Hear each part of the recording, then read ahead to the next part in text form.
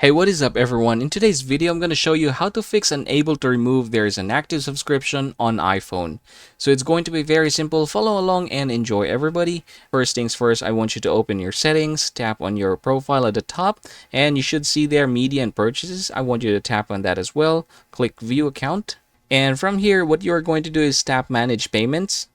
Alright, there you go. These are my payment methods for my iPhone. And you can see the first one here. This is going to be my default payment method. Now, if there is going to be a problem with it, there is something like that that's going to happen. Unable to remove, there's an active subscription.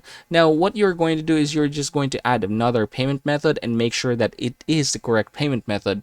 So what happened is that there could be an error in your first payment method. That's why it's happening. So again, I want you to add your second payment method and make sure that everything is correct.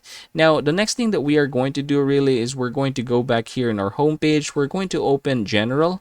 And after that, we're going to scroll down and you should see there VPN and device management. I want you to tap on that.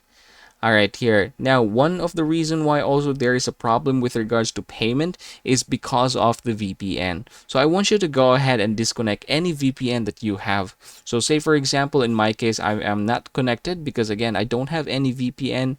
And yes, congratulations. After doing all those steps, I'm pretty sure that you will be able to fix unable to remove there's an active subscription on iPhone.